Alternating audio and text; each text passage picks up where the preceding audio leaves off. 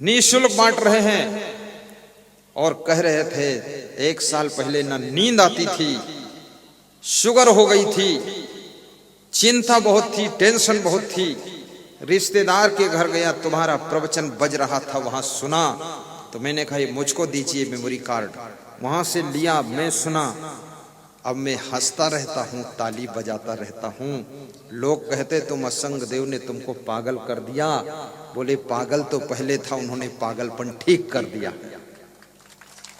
अब नींद भी खूब आती है, हंसता रहता। लोग कहते तेरे को क्या हो गया? बोले जो हुआ है वही तुमको भी हो सकता है। सुनो प्रवचन। 300 का बाजा खरीद कर और 300 की वो पेन ड्राइव, 600 का सामान वह 600 लोगों को बांट रहे हैं। और बोल रहे थे इतना बड़ा प्रवचन करवाने वाला हूं गुरुदेव, 20 लाख खर्च करूंगा, 5 लाख तो खुद का होगा और ये क्यों न क्यों हजार देने वाले 10 आदमी तैयार हो चुके जिनको बाजा दिया हुआ है, सुन रहे। प्रचार की धूम मचा दो, दूसरों को भी बता दो कि 9 बजे रात को आस्था भजन चैनल में टीवी में गुरुदेव का प्रवचन सुनिए और प्रवचन को लोड करके शेयर कीजिए, व्हाट्सएप पर भेजिए और यूट्यूब में असंग सर्च करके प्रवचन सुनिए, दूसरों को भी बताइए। एक आदमी को रोज बताइए तो कितने लोगों को तुम सुनवा दोगे? क्योंकि मेरा जीवन भी सीमित है, बहुत जल्दी से सबको सुनना चाहिए, नहीं तो ये शरीर भी संसार छोड़कर जाएगा। तो जल्दी सुनो, जल्दी जीने की कला सीखो और फिर यूट्यूब में सब्सक्राइब भी कीजिए। सब्सक्राइब करने से पैसा नहीं कटता है। सब्सक्राइब करने से क्या होता? व्यूअर बढ़ जाता है। सब्सक्राइब करने से क्या होता है? जो मोबाइल में सबसे पहले प्रवचन डाला जाएगा तुम्हारे मोबाइल में आ जाएगा। ये शिमला का प्रवचन भी 1 हफ्ते के बाद मोबाइल के यूट्यूब में आने वाला है, टीवी में आने वाला है। इसको सुनने के लिए तैयार रहो और इसमें तुम्हारा भी फोटो आने वाला है, इसमें चलता रहता तुम्हारा फोटो। इसलिए जरा ठीक ठाक बैठना, फिर मत कहना मैं ऐसा कैसे हो गया। हाँ, संभल के बैठना, थोड़ा मुस्कुरा के बैठना, टेंशन में नहीं, हंस लो, हंस लो। हमारे देश के जितने भगवान हुए, कृष्ण भगवान का स्वभाव था हंसना, राम भगवान का स्वभाव था मुस्कुराना, कबीर का स्वभाव था प्रसन्न रहना, बुद्ध भगवान, महावीर भगवान का स्वभाव था शांत रहना। ये हमारे सभी भगवान हमें आपको प्रसन्न रहने का इशारा देते हैं, हंसने का इशारा देते हैं, शांत रहने का इशारा देते हैं, मुस्कुरा कर जिंदगी जीने का इशारा देते हैं। और ये सब भगवान हमें इशारा देते कि टेंशन में कभी ना रहना। जिस देश का भगवान इतने कष्ट उठाया हो और फिर भी हंसता रहा हो, उस देश के वासियों को भी हंस करके जिंदगी जीना चाहिए।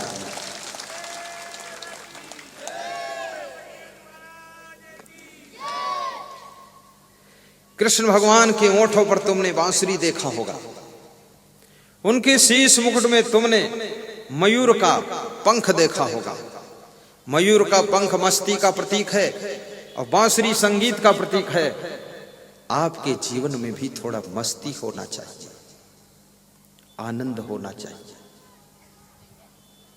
गाड़ी चोरी में चली जाए, उस दिन चादर ओढ़कर ज्यादा सो लेना, उससे अच्छी गाड़ी आने वाली है। आप डेवलप करने वाले हैं।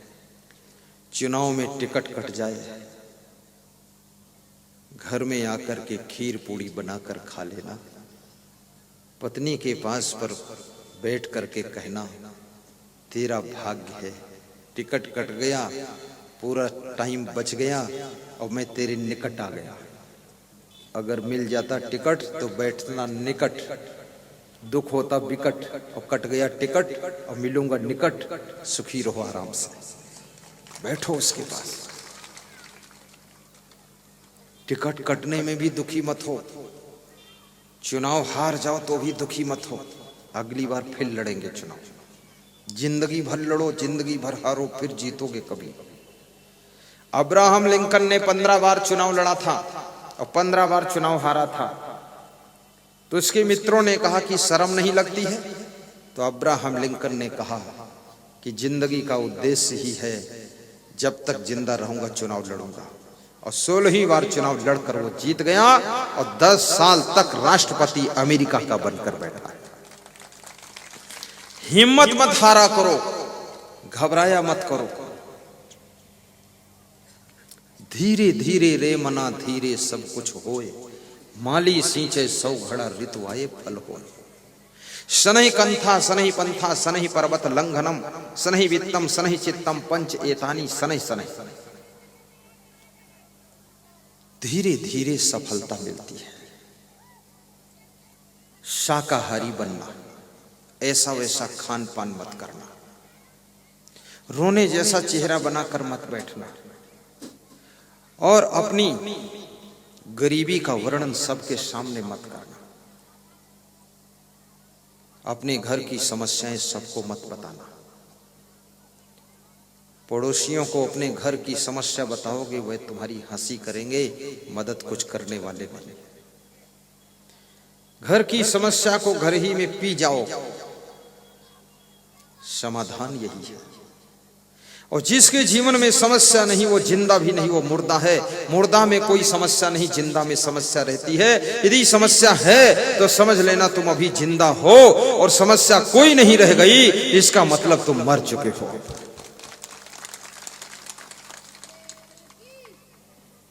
साधु संत के जीवन में भी तो समस्या आती है। वनवास में रहने वाले संतों को कितनी समस्या थी, राक्षस सताते थे, तो संतों ने राम भगवान से निवेदन किया कि आप ही उद्धार कर। तो भगवान ने राक्षसों का भी उद्धार कर दिया और संतों का भी उद्धार कर दिया। समस्या से घबराया मत कीजिए। तो मुस्लिम भाई नमाज पढ़ने के लिए जंक्शन पर प्लेटफार्म पर गया। नमाज क्या है, पूजा क्या है, भक्ति क्या है, सत्संग क्या है, मंदिर क्या है, मस्जिद क्या है, किसको पता है ये क्या है। तुम्हारा अगर मन पवित्र है तो तुम जहां खड़े हो जाओ वहीं मस्जिद खड़ी है, वहीं मंदिर खड़ा है। अगर मस्जिद के अंदर भी मन में तुम्हारे मलिनता है तो मस्जिद भी मंदिर मस्जिद कुछ है नहीं, वहां भी तुम सब नरक बना दिया। मन को पवित्र करो। मस्जिद में बैठ करके गलत प्लानिंग बनाना, इसका नाम इबादत नहीं है। मंदिर में बैठ करके नफरत फैलाना, इसका नाम पूजा नहीं। जहां से प्रेम पैदा हो वही स्थान मंदिर है, वही मस्जिद है, वही गिरजा घर है। जहां से सेवा का अभियान छिड़ सके और जहां से लोगों का ख्याल किया जा सके। आज ये त्रिवेणी संगम, ये प्रयागराज, ये सत्संग, ये क्या है? मुद मंगलमय संत समाजू जो जग जंगम तीर्थ राजू। गाइए चौपाई, मानस की चौपाई है। कौन गाएगा? तुम गाओगे कि हम गाएंगे? कौन गाएगा? सब गाएंगे। कोई बोला आप गाएंगे, सही बोल रहा हूं। गाने के लिए ही तो मुझको बुलाया गया है कि तुम खुद गाओ। ये इन लोगों को गाना होता तो मेरा क्यों आना होता? मैं आगे आगे गाऊंगा, पीछे पीछे सुन दोहराना। मुदु मंगल माये संत समाजू जो जग जंगम तीरथ राजू। गुनगुनाइए, दोहराइए। पहले पुरुष गाएंगे, महिलाएं सुनेंगी, फिर महिलाएं गाएंगी, पुरुष सुनेंगे। दोनों का गला देखना, सुर देखना, गाते कैसा ये देखना है। गाइए। मुदु मंगलमय, वीरेंद्र सिंह सोनगरा। गाइए। मुदु मंगलमय संत समाजू जो जग जंगम तीरथ राजू। अब दोहराओ। मुदु मंगलमय।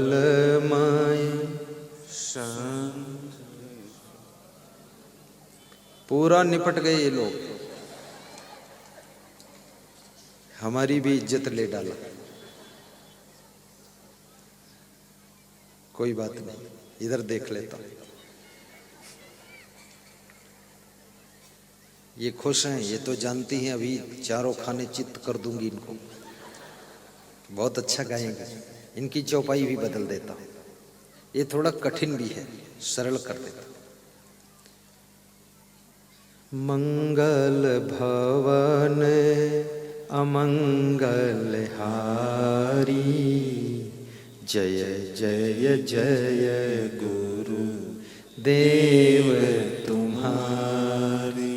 गाइए मंगल।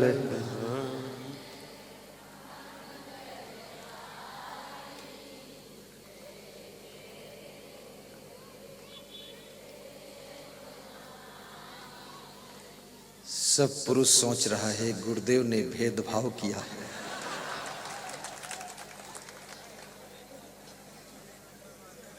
एक नंबर बात है ये। पुरुषों को कठिन चौपाई दे दिया, इनको सरल दे दिया, जानबूझकर इनको हरवाया गया है। यही बात है ना। ये बेचारे, ये अगर मैं इनको अभी सुधारूंगा नहीं ना तो ये रात में शिमला से बाहर कर देंगे, इसलिए इनको भी सरल दे देता हूं। बोलिए आपको एक बार चांस। मंगल भवन अमंगल हारी, मंगल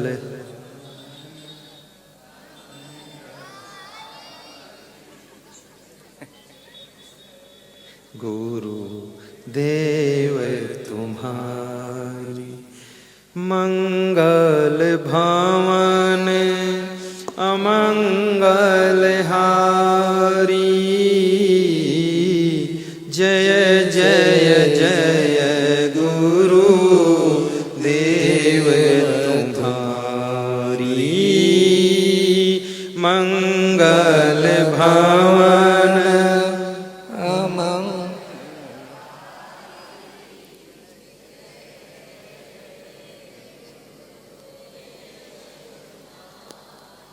पुरुषों की पारी में भी महिलाओं ने बाजी मारी है। वही गा रही थी, हम सोच रहे थे इधर से आवाज है उधर से मदद में, क्योंकि महिलाओं को भी चिंता है हमारे पति लोग हार जाएं, ये भी ठीक नहीं, इसलिए मदद कर रही साथ। पति की हार पत्नी की हार है, पति की जीत पत्नी की जीत है। दोनों की अलग अलग हार जीत होती नहीं है। पति जीता है तो पत्नी जीती है, और पति हारता है तो पत्नी हारती है, अर्धांगिनी है। अब एक बार महिलाएं और गाएं, पुरुष मत गाना, सुनना। मंगल भवन अमंगल हारी, जय जय जय गुरु देव। मंगल भवन, ऊंची आवाज।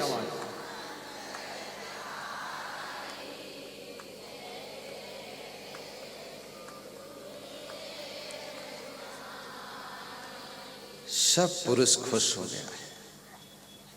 अब इसके अंदर आशा की किरण जग गई है कि इतना मधुर मधुर गा रही है, अगर ऐसा मधुर मधुर घर में भी गाएगी तो स्वर्ग आ जाएगा। लेकिन जगह बदलने से थोड़ा टोन भी बदल जाता है। माताओं से कहूंगा अपने घर में भी चौपाई भजन गा करके अपने पतियों को सुनाया करो, इनको बहुत शांति मिलेगी। और आप लोग भी इनके पास बैठकर सुना करो, बहुत आनंद आएगा। अब दोनों मिलकर गाएं, उसके बाद प्रवचन आगे बढ़ाएंगे। मंगल भवन अमंगल हारी, जय जय जय गुरु देव तुम्हारी। जय जय जय गुरु देव तुम्हारी। तुम ही मेरे मंदिर, तुम ही मेरी पूजा, कोई मेरी आँखों को देखे तो समझे कि तुम तुम मेरे क्या हो। तुम ही राम मेरे कन्हैया तुम ही हो। जीवन की नैया के खेवैया तुम ही हो। तुम ही राम मेरे कन्हैया तुम ही हो। जीवन की नैया की खेवैया तुम ही हो। बोलिए सद्गुरु भगवान की जय।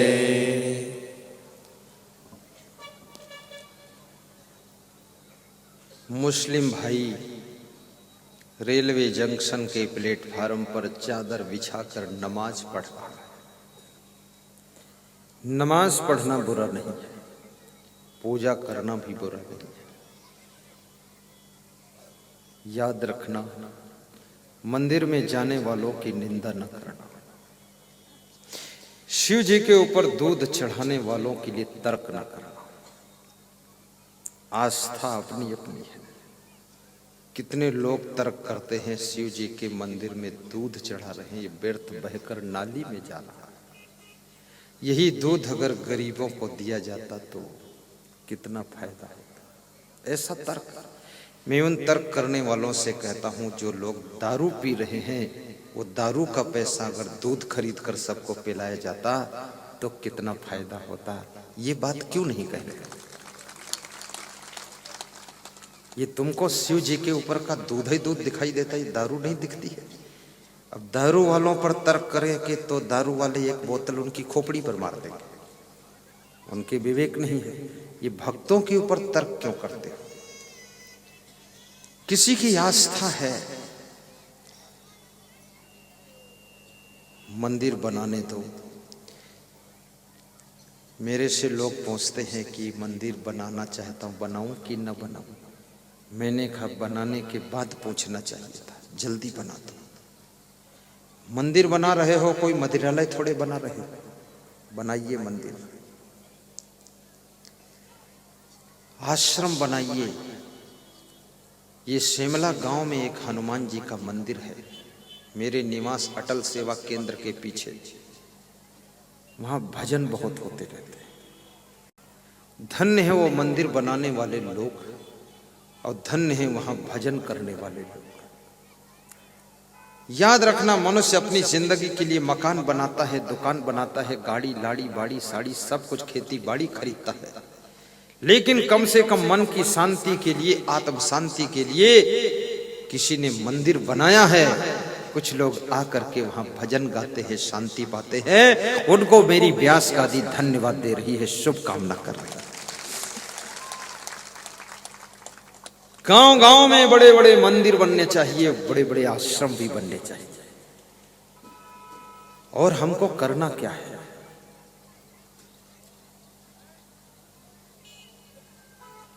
जिधर नजर जाए मंदिर ही मंदिर दिख। मैं इंडोनेशिया गया था, इंडोनेशिया समुद्र किनारे, तो वहां पर मैंने देखा बहुत मंदिर है।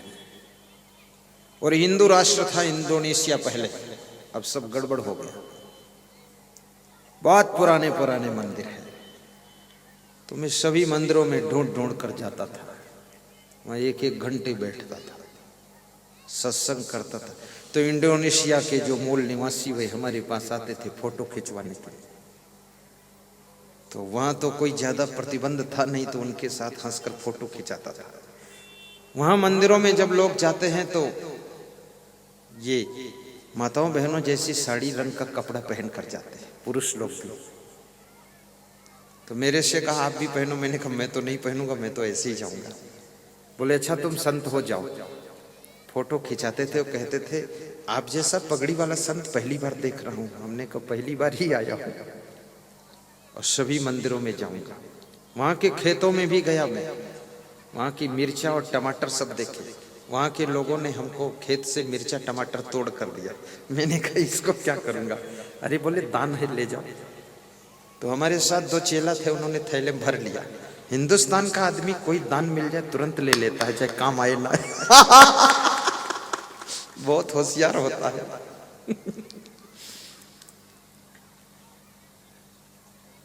समुद्र का किनारा भी देखा मैंने, और महंगाई इतनी इंडोनेशिया में, वहां का रेट, पानी बोतल एक खरीदा तो 15,000 का। तो हमने कहा रे, इंडोनेशिया की रुपये में 15,000 का पेमेंट, एक बोतल पानी। तो बोले यहाँ का रुपया जो है बहुत ज्यादा हाई फाई पर है। वहां पर 1-1 लाख का भी नोट देखा मैंने, 1 लाख का रुपया। हाँ, और वहां के लोग ईमानदार भी बहुत देखा।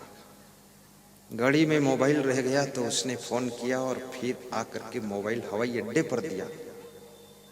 कार वाले ने कहा कि आपका मोबाइल है, हम किसी का 1 रुपया नहीं लेते, हम इंडोनेशिया में रहते हैं। तो मैंने कहा धन्य है इंडोनेशिया और धन्य है इंडिया। इंडिया का आदमी अपना मोबाइल सब जगह भूल के आता है और इंडोनेशिया का आदमी उसको ढूंढ कर दे देता है। इंडिया में भुलक्कड़ बहुत लोग हैं, सब सामान भूल जाते इधर उधर लोग। और जो जितना ज्यादा टेंशन में रहेगा उतना ज्यादा भूलने की बीमारी पड़ेगी उसको। स्मरण शक्ति उनकी अच्छी रहती है जो चिंता मुक्त, टेंशन मुक्त, तनाव मुक्त रहते हैं। इसलिए मैं निवेदन करूंगा कि मेमोरी को बढ़ाने के लिए आप थोड़ा प्रसन्न भी रहा करो, चिंता मत किया करो, दुखी मत रहा करो।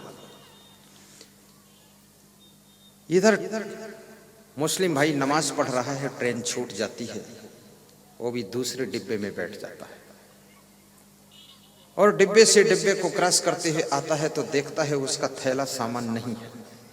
अंग्रेज भाई ने उसका सामान उठाकर ट्रेन के बाहर फेंक दिया।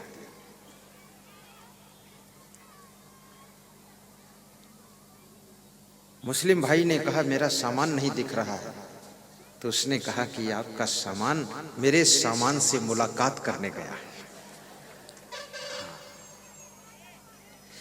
बोले सामान भी मुलाकात करता है? बोले सामान अगर हवा खाता है तो सामान मुलाकात भी करता है। जहां मेरा सामान गया वहां तेरा सामान गया।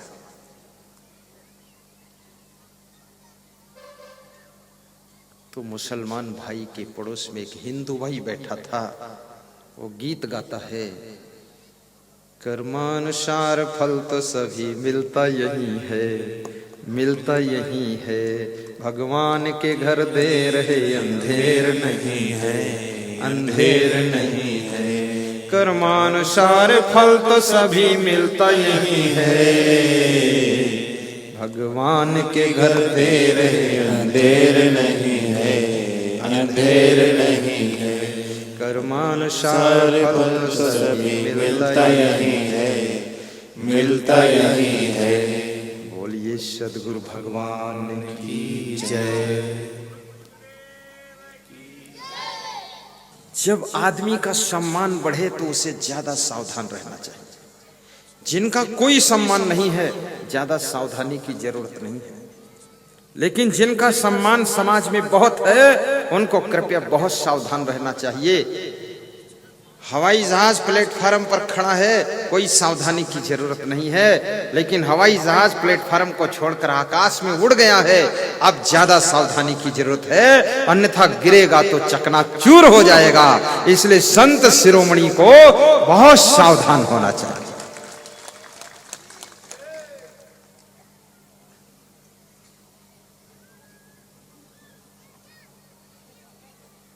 चढ़े तो चाखे प्रेम रस, गिरे तो चकनाचूर,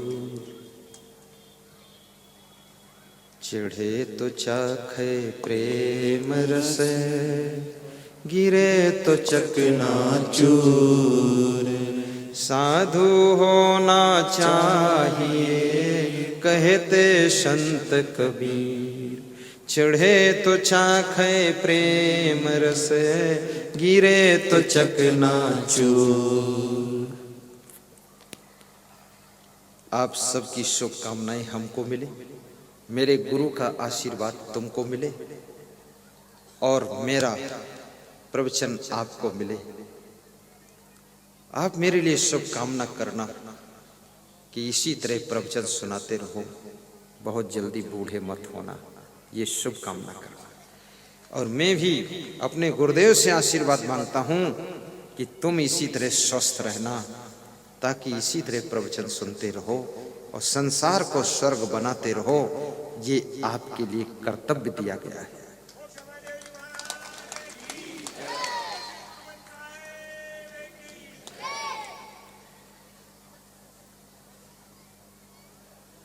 आप सबका जीवन मंगलमय हो। जरा रूपम हरत धैर्य मासा। बुढ़ापा मनुष्य के सुंदर रूप को हर लेता है, आशा धैर्य को हर लेती है। और याद रखना, मृत्यु प्राणान हरत, और मृत्यु मनुष्य के प्राणों को हरती है। धर्मचर्या असूया और दोष देखने की आदत धर्म के आचरण को नष्ट कर देती है। यदि आपको अपने बाप में दोष दिखाई देता, माँ में दोष दिखाई देता, पत्नी में दोष दिखाई देता, गुरु में दोष दिखाई देता, देवी देवता में दोष दिखाई देता, जहां तुम देखते हो वहां कमी ही कमी दिखाई देती है, तो याद रखना तुम अपने धर्म को छोड़ बैठोगे। इसलिए थोड़ा गुण दर्शन भी करना। कामो ह्रियम हर, और मनुष्य की काम वासना उसकी लज्जा और शर्म को हर लेती है, उसे बेशर्म बना देती है। इसलिए अपनी काम वासना को भी कंट्रोल में रखना। जो ज्यादा कामुक हो जाते हैं, ज्यादा काम वासना से प्रभावित हो जाते हैं, वे अपने घर परिवार की पीढ़ी दर पीढ़ी के मान सम्मान को भी ताक पर रख देते हैं और लाज शर्म छोड़ करके बहुत बड़ी गलतियां कर बैठते हैं। इसलिए इस वासना को बस में रखने की जरूरत, और वासना को बस में करने के लिए आपको उपासना करना पड़ेगा। उपासना की शक्ति वासना को कंट्रोल करती है। उपासना बढ़ती है तो वासना घटती है, और उपासना घटती है तो वासना बढ़ती है। इसलिए कृपया भक्ति को बढ़ाइए। और अगली चीज है शीलम अनारि सेवा। मनुष्य के शील गुण को नष्ट करने वाला कौन है? शील गुण को नष्ट करने वाला चरित्रहीन की सेवा करने से आपका चरित्र नष्ट हो जाता है। ये चरित्रहीन की सेवा कभी करने का मौका ना है, चरित्रवान की सेवा करो। और क्रोधा श्रियम हर, क्रोध लक्ष्मी को हर लेता है। आपको गरीब होना है तो क्रोध कीजिए, आपको कंगाल बनना है तो गुस्सा खूब कीजिए, आपको बिल्कुल बर्बाद होना है तो हर समय नाराज बने रहिए, बर्बाद हो जाओ। सन्यच्छति यो बेगम उत्थितम क्रोधा हर्षयो सा श्रियो भाजनम राजन यश्च आपत्स न मुह्यति। महात्मा विदुर कहते हैं कि जो क्रोध और हर्ष के वेग को कंट्रोल करता है, हर्ष आने पर सुख आने पर फूलता नहीं है, और क्रोध आने पर भड़कता नहीं है, क्रोध को अंदर अंदर पी जाता है, समन करता है, वो राज्य और लक्ष्मी का अधिकारी बनता है और आपत्तियों में कभी नहीं पड़ता है। इसलिए कृपया क्रोध से सावधान रहो। क्रोध के कारण लोगों ने बड़े बड़े पद खोया है, क्रोध के कारण नेताओं को पार्टी से निकाला गया है, और क्रोध के कारण घर में बंटवारे हुए हैं, और क्रोध के कारण पड़ोसियों से विरोध हुआ है, और क्रोध के कारण ससुर दामाद के संबंध बिगड़ गए हैं, क्रोध के कारण देवरानी जेठानी में जंग छिड़ गई है, क्रोध के कारण भाई भाई में मनमुटाव हुआ है, और क्रोध के कारण पिता पुत्र में दूरियां हो गई हैं, क्रोध के कारण सासू बहू में संग्राम छिड़ा हुआ है, और जिन्होंने क्रोध को मार दिया है उनका दुनिया में विरोध भी मर गया है। क्रोध के कारण दुकानदार की दुकान नहीं चलती है, ग्राहक रूठ जाते हैं, क्रोधी डॉक्टर के पास में मरीज नहीं आते हैं, क्रोधी साधु के साथ में भगत कोई नहीं आता है, और क्रोधी बिजनेसमैन के साथ में कोई पार्टनरशिप नहीं बनना चाहता है, और क्रोधी आदमी की कोई पत्नी स्त्री बनना नहीं चाहती है, वो सोचती किसी तरह इससे बचे तो अच्छा है। इसलिए याद रखना, ये क्रोध बहुत बड़ा राक्षस है, और क्रोध की पहचान होती है जब कोई अच्छी बात बताता है तो ये बहुत जोर से क्रोध पैदा होता है। रावण को जब मंदोदरी समझाती थी कि सीता जी को वापस कर दिए, इनको क्यों लाए हो तुम, तो रावण कहता था चुप, मैं रावण हूं, तू क्या समझती है। तो मंदोदरी ने कहा कि तुम रावण हो इसीलिए समझाती हो, तुम राम होते तो हमें समझाना ही नहीं पड़ता।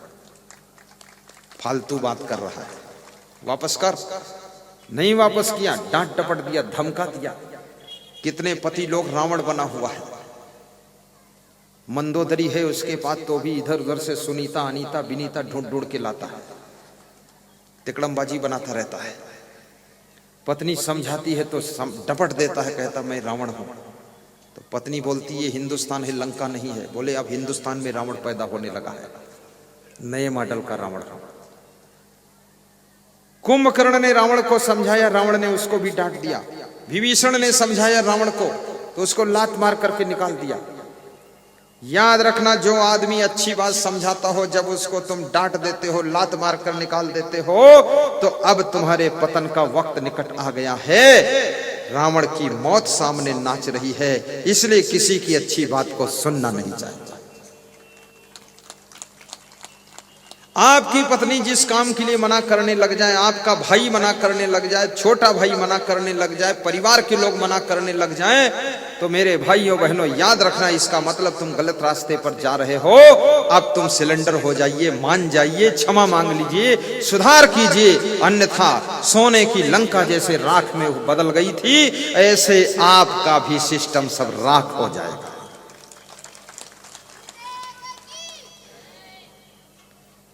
किसी के ब्रेक लगाने से थोड़ा रुक तो जाया करो। आदमी का ब्रेक बड़ा कमजोर है। आदमी ने जितनी गाड़ियां बनाई सब में ब्रेक लगाया है। साइकिल में ब्रेक, मोटरसाइकिल में ब्रेक, कार में ब्रेक, ट्रेन में ब्रेक, एरोप्लेन में ब्रेक, बस में ब्रेक, ट्रक में ब्रेक, सब में ब्रेक, नाव में भी brake, power brake, super brake, pressure brake, साधारण ब्रेक, ब्रेक में ब्रेक, इतने ब्रेक, कितने ब्रेक, ब्रेकर, फिर ब्रेकर भी है, ब्रेक और ब्रेकर कि रुको रुको रुको रुको, ठहरो ठहरो, स्टॉप स्टॉप स्टॉप। लेकिन आदमी ने अपनी खोपड़ी में कभी ब्रेक नहीं लगाया, मन पर ब्रेक नहीं लगाया, इसलिए आदमी महान नहीं बन पाया। जो अपने ऊपर ब्रेक लगा लेता है वो महान बन जाता है। स्वामी विवेकानंद मदरिया बाग में निकल रहे थे, काशी बनारस में। तो एक जादूगर, एक मदारी तमाशा दिखा रहा था।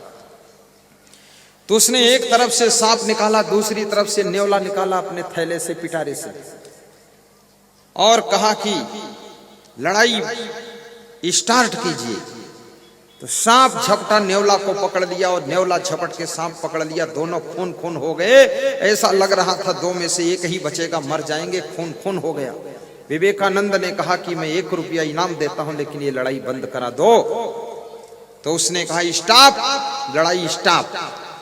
न्योला आकर के अपने पिटारे में बैठ गया, सांप आकर अपने पिटारे में बैठ गया। फिर उस मदारी ने एक तरफ से कुत्ता निकाला, दूसरी तरफ से बिल्ली निकाला, दोनों को छोड़ दिया और कहा युद्ध स्टार्ट। तो दोनों बिल्ली झपटी कुत्ते को नोच डाला और कुत्ता झपटा बिल्ली को गिरा लिया। दोनों खून खून हो गए, लथपथ हो गए। विवेकानंद ने सोचा एक तो मरेगा ही। उन्होंने कहा 1 रुपया फिर इनाम दूंगा, लेकिन ये लड़ाई बंद करा दो। तो मदारी ने कहा लड़ाई स्टॉप। तो तुरंत बंद हो गई। कुत्ता अपने साइड में आकर बैठ गया, बिल्ली अपने साइड में आकर बैठ गई।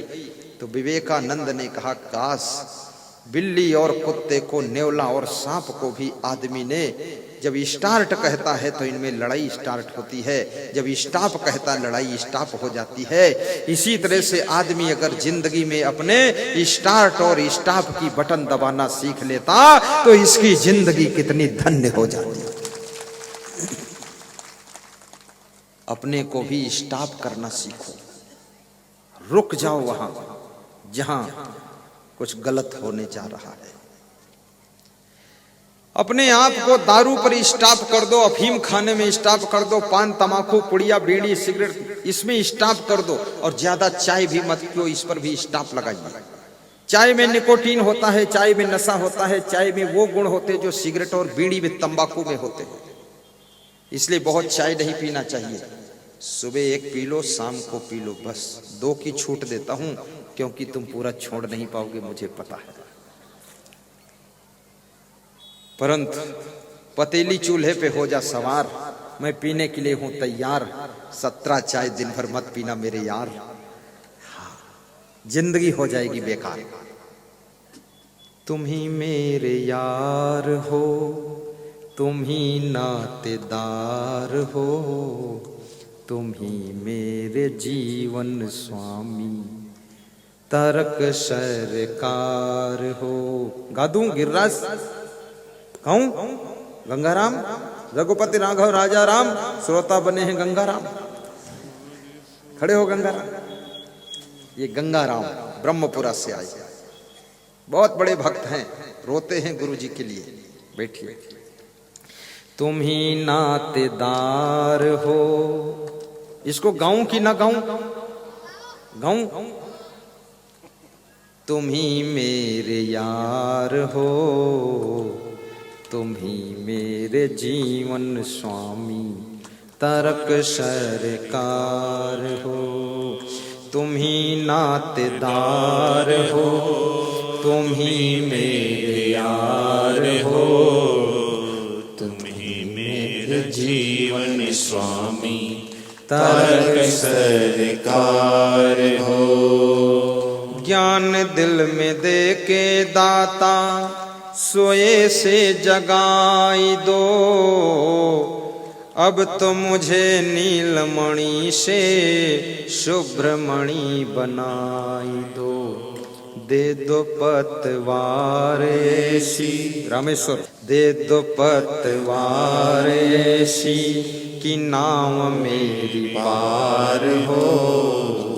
तुम ही मेरे जीवन स्वामी, तारक सरकार हो।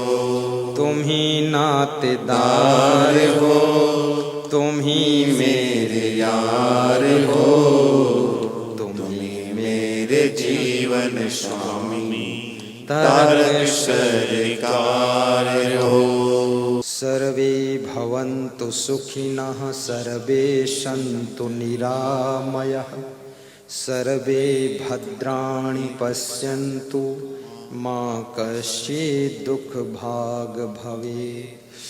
सुखी बसे संसार सब, दुखिया रहे न को, ऐसी मेरी भावना पूर्ण करो प्रभु सोय। शांति शांति शांति। सभी श्रोता 1 मिनट इष्ट देव का ध्यान करें। आंखें बंद कर लीजिए, रीढ़ को सीधा कीजिए। ध्यान मूलम गुरुर्मूर्ति, पूजा मूलम गुरुपदम, मंत्र मूलम गुरुर्वाक्यम, मोक्ष मूलम गुरु कृपा। शांति शांति शांति। ध्यान मुद्रा में बैठ जाओ। 1 मिनट शांति से बिना बात किए बैठेंगे।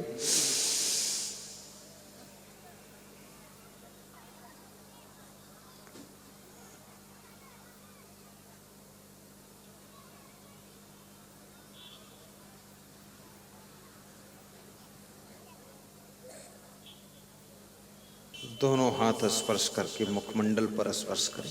अंगुलियां नयन खोलकर दर्शन करें। हाथ जोड़कर बोलें जय सिया राम, जय सिया राम, जय श्री कृष्णा, जय श्री कृष्ण, जय कबीर देव, जय कबीर देव, जय क्षमा देव, जय क्षमा देव, जय गुरुमन देव, जय गुरुदेव।